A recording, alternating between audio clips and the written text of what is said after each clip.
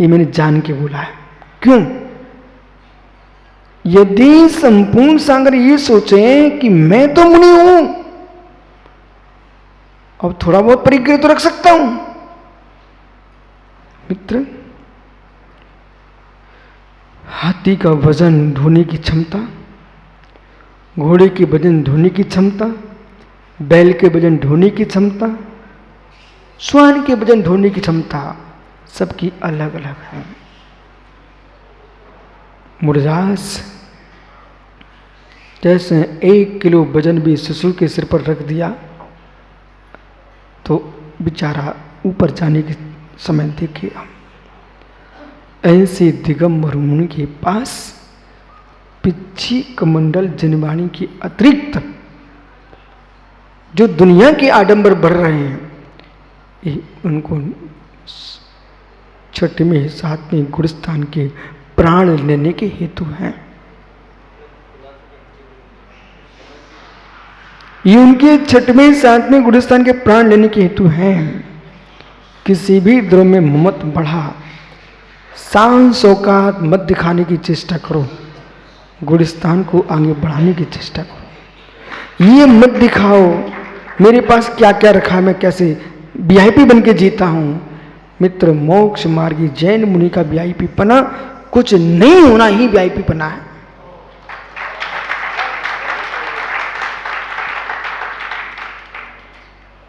राजे महाराजों के द्वार पर हाथी घोड़े दिखे, उनकी पहचान है।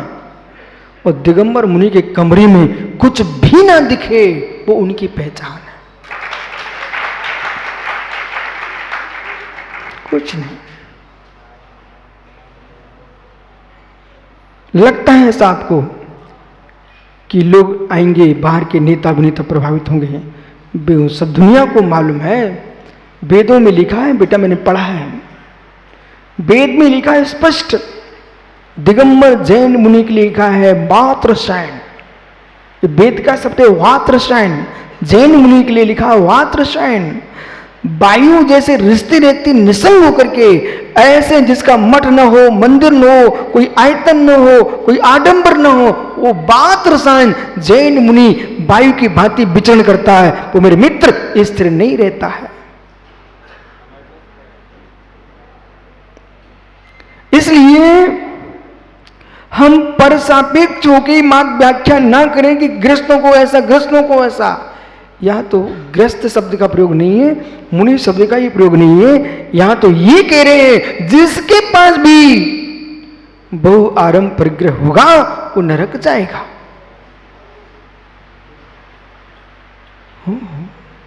चाहे तुम भैया वित्त मंत्री हो, चाहे राष्ट्रपति हो, प्रधानमंत्री, कोई भी हो, कोई अपराध करोगे तो तुमको भी जेल जाना पड़ेगा। सीधा सिद्धांत है। तो ये सिद्धांत जो चल रहा है देश में, ये जैन दर्शन का सिद्धांत है। यहां पर तो यूं कहते हैं तुम किसी भी पद पर अधिष्ठित हो, विपरीत काम करोगे बंध को प्राप्त होंगे। इसलिए वो नरक क्या है इसे समझते हैं, फिर कैसे जाते हैं सो अपन 6वें अध्याय में पढ़ेंगे। हाँ, बहुत अच्छे से जाते हैं। अच्छी छल कपट करो, मायाचारी करो, दूसरे में दोष देखो, अपनी प्रसन्नता में तल्लीन रहो, ये भी बहुआरंभ परिग्रह भाव है। बहुत आराम से, कोई नहीं रोकेगा, कोई आगे भी नहीं आएगा भाई इनको मत ले जाओ, कोई नहीं रोकने वाला। ये व्यवस्था नहीं है रोकना रखने की। वहां पर प्रवचन की व्यवस्था जो है नरकों में, 3 नरक तक देव जाके प्रवचन कर सकते हैं। लेकिन यदि कोई जीव नरक चला भी गया तो मैं ऐसा देव बनना पसंद नहीं करता क्योंकि नरकियों को उपदेश देना जाना पड़े। आइए, रत्न प्रवाह, रत्न शर्करा प्रवाह बालकापन धूम धूम तमो महात्मा प्रवाह भूमि हो घनाम बाताकाश प्रतिष्ठा सप्तो धावधा।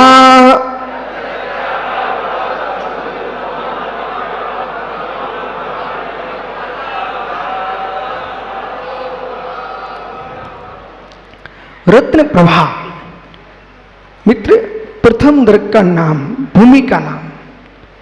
धम्मा, बंसा, मेघा, अंजना, मगभा, मगवीरिष्टा, ये तो 7 नरकों के नाम हैं। ये पृथ्वियों के नाम हैं। रत्न प्रभा, रत्नों जैसी आभा जिसकी, रत्न प्रभा। बालुका प्रभा, शर्करा प्रभा, शर्करा इन्हीं शक्कर मत समझ लेना, कंकड़,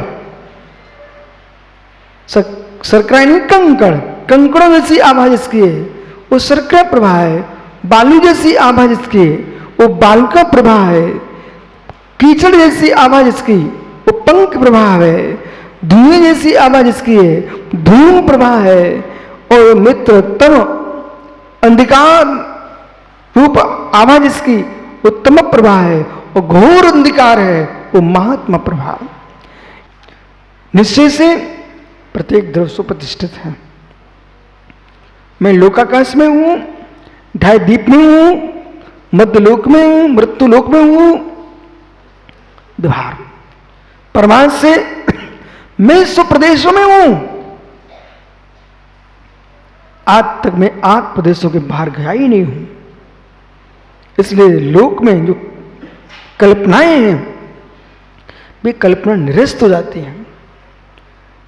यहां पर ऐसे कहें, मैं 5वें अध्याय में बहुत सारी बात करने वाला हूं, वहां आपसे करूंगा। उत्पाद ध्रुव की अब व्याख्या करेंगे, वहां पर हम आपको ब्रह्मा, विष्णु, महेश के बारे में चर्चा करेंगे।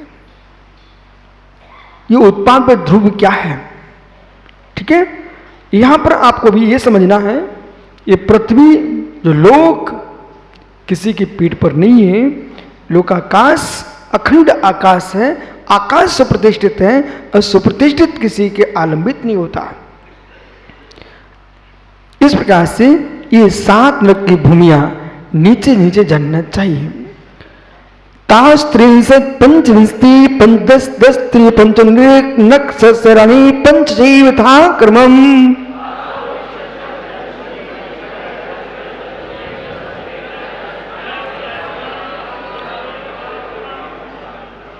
यथाक्रमम, यथाक्रम से समझना चाहिए। उन नरकों में बिल है, ये वास्तव में बिल संज्ञा है, कोई चूहे जैसे बिल नहीं है, विशाल भूमियां हैं। प्रथम नरक में जो है 30 लाख बिल है। प्रथम नरक में 30 लाख, द्वितीय में 25 लाख, तृतीय में 15 लाख, चतुर्थ में 10 लाख, पंचम में 3 लाख, छठवें में 5 कम 1 लाख और 7वें नरक में मात्र 5 बिल हैं। ऐसा है। प्रथम नरक में अधिक क्यों? छोटे मोटे पाप करने वालों की संख्या अधिक होती है। बड़ी जेलें देश में कम हैं, छोटी जेलें अधिक हैं। बोलो, और छोटे मोटे जेब कट्टे में कहीं भी थाने में ही काम चल जाता है, ठीक ना। कुछ बड़े अपराधी हों तो बड़ी जेल में जाएं। ऐसे ही मित्र जो जीव बद्योजनारा सहन से होकर के क्रूर कर्म करे, ऐसा जीव 7 में नरक जाता है। वर्तमान का व्यक्ति 7 में नरक नहीं जा सकता, तीसरे के नीचे नहीं जाएगा, क्योंकि इतनी तुम्हारी पाप की और कसाई की क्रूरता नहीं है। क्रूर होने पर भी इतनी क्षमता नहीं है। जो जीव सिद्ध बनने की क्षमता रखता है वही 7 में नरक जा पाएगा। जो सर्वहा सिद्धि जा सकता है, जो सिद्ध बन सकता है, वही 7 में नरक जा सकता है। क्यों? इसलिए धम्मे सूरा सो कम में सूरा। जो कर्म में सूर है वो धर्म में भी सूर हो सकता है। गति द्रुत चाहिए तो घोड़ा भैंसा चाहिए। चाहे तुम आगे दौड़ाओ चाहे पीछे दौड़ाओ, ताकत तो चाहिए। ऊपर ले जाओगे तो ताकत चाहिए, नीचे ले आओ तो ताकत चाहिए। सर्वाश्री का देव बनाना चाहे तो उत्तम सेनन चाहिए, और साथ में नरक जाना चाहते तो उत्तम सेनन चाहिए। अब मैं आपसे इतना कहना चाह रहा हूं मित्र, यदि किंचित भी आपको बात समझ में आ रही हो, वो सेनन मिलता कैसे है, इस सेनन मिलता कैसे है? रजत बेटा जमीन को देख के चलो, तुम्हारे शरीर की सामर्थ्य से कोई चींटी दब के ना मर जा। एक क्रम का बंद नहीं होगा, आयु क्रम सहित हुआ तो 8 का होगा, वो आयु क्रम नहीं हुआ तो 7 का तो होना ही होना है। अब ये सामान्य है, सामान्य है। आपने किसी बच्चे को खेल खेल में भी सता दिया, कहूं आप भयो बलहीन, सबलन कर खायो दीन। जब बलहीन होंगे, आप तुम बच्चों को सता रहे हो, बूढ़े जब होंगे ना तब तुम सताए जाओगे। आज छोटे मोटे कीड़े मकोड़े हुए, तुमने लिया लकड़ी हो फेंक दिया, आपने दुर्बलता का आश्रय बंद कर लिया बेटा।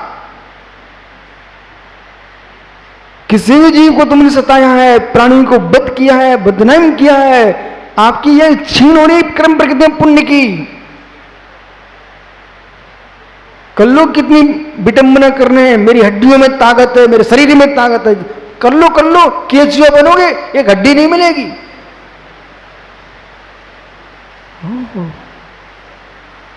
केचुए बनो, केचुए 2 इंद्री, बड़ी ताकत दिखा रहे थे, कर्म ने तुम्हें देख लिया बेटा, बनो केचुए। पिले पिले आइए। तो ये एक एक क्रम की जो व्याख्या कर रहे हैं, ये आपको समझना है कि इतने जो नरक बिल हैं, इन बिलों में बिलबिलाने की इच्छा ना हो तो मेरे मित्र ऐसे शोक मत करो जिससे नरकों में शोक करके तड़पना पड़ जाए। शोकों पर नियंत्रण करो, नहीं तो शोक में डूबना ही पड़ेगा। कर्म सिद्धांत, और ये सिद्धांत लिखा है ऐसा नहीं है इसलिए क्या कथन चल रहा है, ऐसा वस्तु धर्म है इसलिए लिखा है। नहीं था बोध जब तक, तब तक कुछ भी उछलते रहे। मित्र आज तो तुमको ज्ञान हो गया, अब तो संभल के जीना। सुधीर पुत्र सुना है कि नहीं बेटा? संभल के जीना पड़ेगा, संभल के जीना पड़ेगा। माँ को भी समझा देना, पिता को भी समझा देना। बोले कहना मित्र मैं ज्ञायिक भाव से देख रहा हूं, यदि आप भी आपस में लड़े तो मैं कहूंगा भविष्य के दोनों नारकी हैं। पूरे संस्कार तो यही पड़ रहे ना। जिसके घर में प्रतिदिन कलह चलता हो बेटा, वहां लिख के आए ना नरक भवन। अरे इसलिए लिखना, ज्ञानी इन माताओं को अच्छे से मालूम है, चक्की हाथ की चलाती है, को डंडा छोड़ देती है। ये जो भी व्यक्ति क्लेश करता है देश में, समाज में, राष्ट्र में, घर में, त्यागी वृंदों में जो भी क्लेश कर रहे हैं, ये सब नरक के जीव हैं। सभी कैसे? अरे 2 प्रकार से हैं, एक बंधक एक आगत। एक बंधक है, एक आगत है, जिनको क्षण क्षण में कलह क्लेश से शांति नहीं मिलती। जहां से बात पर तांडव प्रारंभ कर दें, समझ लीजिए आप। बोले कैसा? ये तो नरक से निकल के आए भाई, सो उनको संस्कार है तुरंत ज्वालामुखी बन जाने का, या फिर बेचारे अभ्यास कर रहे हैं, नरक में जाएंगे तो कैसे लड़ेंगे, उसका अभ्यास जारी है इनका। तो 2 प्रकार के जीव मानता हूं, बुरा नहीं मानना, आपको बुरा लग जाए इसलिए कह रहा हूं। थोड़ा सुधरो। धन काम में नहीं आएगा, धरती काम में नहीं आएगी, अगली पर्याय बिगड़ जाएगी। नहीं तो मालूम, आप बुरा नहीं मानने, हम भी आपके बीच के हैं, मैंने सब कुछ देखा है। एक छोटी सी चम्मच पर आप घर में पति और पति के भाई के सिर फुड़वा देती हो। छोटी चम्मच के बीच हिस्सा बांट जब होता ना, तो एक चम्मच चम्मच की पाई पाई की तुम और नाटक प्रारंभ हो जाते हैं। जितने बेंतरों को कलाएं आती हो उतने माताओं को कलाएं आती। देखो पंडित जी समझिए, आपको बुरा लग रहा है क्या? नारी हो भविष्य की। ओहो, विश्वास मानिए, कुछ ऐसे जगत में विचित्र जीव रहते हैं कि जो मरकर के व्यंतर बना है वो ठंडा भी शांत रहे, और जो ढोंगी व्यंतर होते हैं वे सबसे ज्यादा लोगों को परेशान करते हैं। देवता नहीं जितना उड़ सकता उतना गुल्ला उड़ सकते हैं। इसे समझिए, ये संस्कार तुम्हारे नरक में जाने के संस्कार हैं। सुना आपने कभी देवता का गुल्ला होता है? गोपीलाल जी, दादा गोपाल दास जी, देवता का गुल्ला होता है, सुना आपने कभी? घुलना मतलब, घोलना मतलब ये होता है जैसे किसी पे भाई भूत आ रहे हैं, देवता आ रहे हैं, देवियां आ रही हैं, जिनके ऊपर आते हैं उन्हें घोलना कहते हैं, घुलना बोलते हैं। समझ गए ना? तो वास्तव में देव नहीं हो सकता, वही ज्यादा हो सकता है। कुछ तो ऐसे हैं कि शराब पिए बस आ गया देव। ओहो, एक चमीटा गर्म करो आग में और फिर लगाओ, कहो कहां गया देव? 2 मिनट में भागता देव। ओहो, अरे भाई सुब्रत सागर एक ऐसा जीव था, पूरे घर में नाटक की, एक घर में। मैंने कहा एक काम करो, इसको देवता लगे ना, तो हमने सुना है, पढ़ा है कि देवताओं को ठीक करने के लिए गरम सरिया करो अग्नि में, उसकी दती खोलने के लिए दांते बांध लिए, बोले देवता आया है और इसके अंदर लगा दो। मैंने करवाया सरिया गरम, और जैसे ही मुक्की लोगों ले गए, अपने आप देवता भग गया। जलाना नहीं था। इसलिए एक सज्जन ने मेरे पास आके, विशुद्ध सार को बुलाओ, विशुद्ध सार बुलाओ। मैंने कि मैं अभी आता हूं, अभी तेरा भूत अभी उतरवाता हूं। हमारे गुरु ने सिखाया, किसी को बेंत लग गया उसकी अंगुली पकड़ो, छुगली, वो अच्छे से दबाओ। और जैसे मैंने पकड़ी भाई, एक लड़के से कहा भाई बेटा पकड़ो इसकी अंगुली, दबाओ, और जैसे उसने दबाया, कहते गुरु जी छोड़ दो, कुछ नहीं है। मैंने फिर नाटक, बोले नाटक कर रहा था। इसलिए ज्ञानी जितने नाटकबाज हैं उन्हें सारे नाटकों को देख लिया है। इसलिए यहां कोई नाटक करना मत, बिल्कुल नाटक मत करना, क्योंकि बेचारे घर वाले तो परेशान होते हैं, वे जानते नहीं है तुम्हारी मायाचारी को, जो देवताओं के चक्कर साथ में काटते रहते हैं।